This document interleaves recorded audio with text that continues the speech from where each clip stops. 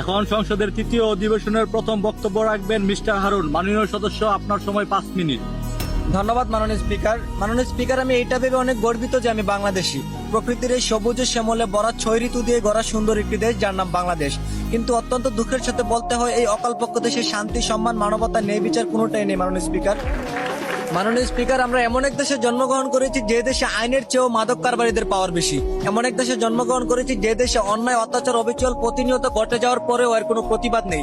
আর প্রতিবাদ করবি বা কে? যে প্রতিবাদ করে তার বেঁচে থাকার অধিকারই হারিয়ে ফেলে মাননীয় স্পিকার।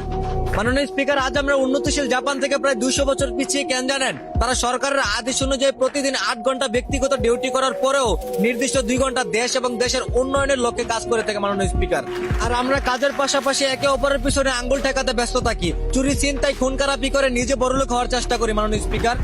মাননীয় স্পিকার, যে দেশের সাধারণ মানুষ বেঁচে থাকে আইনের উপর ভরসা করে, সে দেশের আইন বিক্রি হয় মোটা অঙ্কের টাকার কাছে। যে দেশের মা বোনেরা রাস্তায় হাঁটলে সম্মান নয় ধর্ষণ হয়, সে অভিশপ্ত দেশে কিভাবে আল্লাহর রহমত আসবে মাননীয় স্পিকার?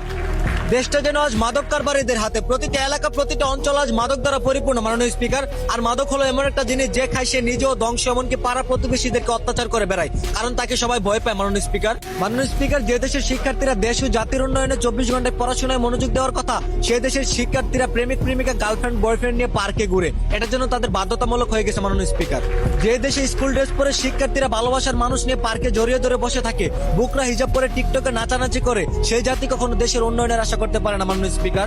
মাননীয় স্পিকার, আপনি সহ পুরো জাতির কাছে আমার একটাই আবেদন, ব্যক্তিগত নয়, দেশ উন্নয়নের চেষ্টা করুন। মারামারি, খুন খারাপি, চাঁদাবাজি, টেন্ডারবাজি বাদ দিয়ে আল্লাহর নৈকট্য লাভ করে দেশে শান্তি ফিরিয়ে আনুন। ধন্যবাদ মাননীয় স্পিকার। দ্বিতীয়বারের মতো সংসদে বক্তব্য রাখবেন মোহাম্মদ দুলাল। মাননীয় সদস্য, আপনার সময় 6 মিনিট। ধন্যবাদ মাননীয় স্পিকার। মাননীয় স্পিকার, আমাদের দেশে যাতায়াত ব্যবস্থা এতটাই দুর্বল যে গত ঈদ উল ফিতরে কর্মস্থল থেকে বাড়ি ফেরার পথে সড়ক দুর্ঘটনায় প্রাণ যায় হাজারো মানুষের। যেখানে করার কথা ছিল পরিবারকে নিয়ে আনন্দ, সেখানে নেমে আসলো শোকের ছায়া মাননীয় স্পিকার। মাননীয় স্পিকার, আমাদের দেশে সড়ক দুর্ঘটনায় যতগুলি মানুষের প্রাণ যায়, মনে হয় না ইরান, আমেরিকা, ইসরায়েলের যুদ্ধ এতগুলি প্রাণ ঝরে মাননীয় স্পিকার। মাননীয় স্পিকার, বেপরোয়া গতি, মাদকাসক্ত ড্রাইভার, ট্রাফিকদের অনিয়মের কারণে এই সমস্ত ঘটনা ঘটে মাননীয় স্পিকার। এ ব্যাপারে দৃশ্যমান কোনো বিআরটিসির পদক্ষেপ আমরা দেখি না মাননীয় স্পিকার। মাননীয় স্পিকার, বেপরোয়া গতি, মাদকাসক্ত ড্রাইভার, ট্রাফিক অনিয়মের কারণে এই সমস্ত ঘটনা ঘটে মাননীয় স্পিকার। এই ব্যাপারে বিআরটিসির দৃশ্যমান কোনো পদক্ষেপ চোখে পড়ে না মাননীয় স্পিকার। মাননীয় স্পিকার, আমাদের সবার একটাই অনুরোধ, এবার ঈদ উল আজহা উপলক্ষে কর্মস্থল থেকে বাড়ি ফেরার পথে যাতায়াত ব্যবস্থার কারণে যেন কোনো মায়ের বুক খালি না হয় মাননীয় স্পিকার। ধন্যবাদ।